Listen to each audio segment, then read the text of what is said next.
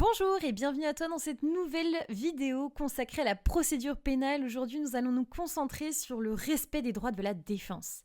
Pour ce faire, nous verrons dans un premier temps le droit d'être informé de l'accusation, le droit de préparer sa défense, le droit d'être assisté par un avocat, le droit de se faire entendre des témoins et nous terminerons par le droit à un interprète. Cette playlist est réalisée en collaboration avec la Prépa Dalloz, la prépa qui prépare au CRFPA et que j'ai moi-même choisi pour réussir l'examen en 2023. Avec le code Constance10, tu bénéficies de moins 10% sur les formules annuelles et estivales de la Prépa Dalloz. Tu es prêt? Alors c'est parti. Tout d'abord, le droit d'être informé de l'accusation. Tu peux noter que toute personne suspectée ou poursuivie doit connaître les faits qui lui sont reprochés, mais également leur qualification juridique. Je te renvoie à l'article 6, paragraphe 3 de la CEDH, ainsi que l'article préliminaire du Code de procédure pénale. À titre d'exemple, tu peux noter qu'une personne est poursuivie pour vol, elle doit savoir quels faits précis lui sont reprochés et pourquoi ils sont qualifiés de vol. Attention, tu peux noter que si le juge requalifie les faits, il doit permettre à la personne de se défendre sur la nouvelle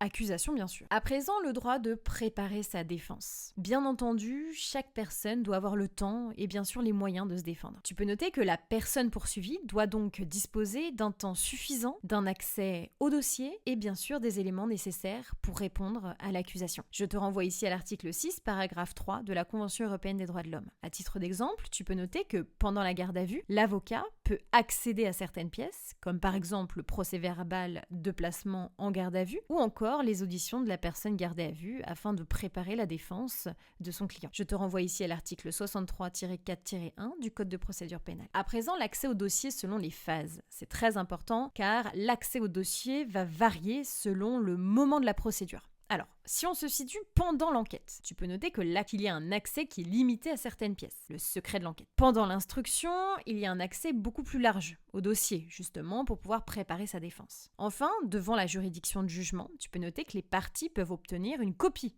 du dossier. À titre d'exemple, tu peux noter que avant un interrogatoire devant le juge d'instruction, l'avocat doit pouvoir consulter le dossier pour préparer les réponses à son client, bien sûr. Je te renvoie ici à l'article 114 du Code de procédure pénale. À présent, le droit à l'assistance d'un avocat, un droit fondamental. La personne suspectée ou encore poursuivie peut être assistée par un avocat. Ce droit, il existe, c'est-à-dire que il va pouvoir être actionné tant pendant les auditions libres que pendant la garde à vue, pendant l'instruction et bien entendu encore plus devant la juridiction de jugement. Ce sont les articles 61-1, 63-3-1 et 417 du Code de procédure pénale qui le prévoient. À titre d'exemple, tu peux noter qu'une personne placée en garde à vue pour un délit puni d'emprisonnement peut demander un avocat dès le début de la mesure. Attention, devant la cour d'assises, l'avocat est obligatoire. Le droit de se faire entendre des témoins. Alors que faut-il savoir sur ce droit? Tu peux noter que la personne poursuivie peut demander l'audition d'un témoin ou encore demander une confrontation, un acte utile à la manifestation de la vérité. Et ce sont les articles 82-1 du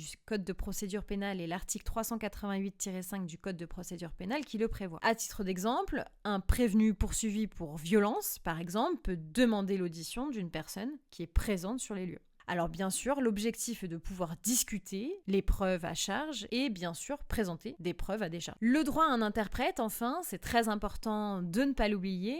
Si la personne suspectée ou poursuivie ne comprend pas le français, eh bien elle doit pouvoir avoir un interprète, avoir accès à une traduction des pièces essentielles. Je te renvoie ici à l'article préliminaire du Code de procédure pénale ainsi que l'article 803-5 du Code de procédure pénale. À titre d'exemple, une personne étrangère qui est placée en garde à vue doit comprendre les droits qui lui sont notifiés. Attention, le droit à l'interprète s'applique jusqu'à la fin de la procédure. Si cette vidéo t'a plu, pense à la liker et à t'abonner. Et pour continuer tes révisions, va voir la collection 1000 QCM dans ma librairie numérique librededroit.fr.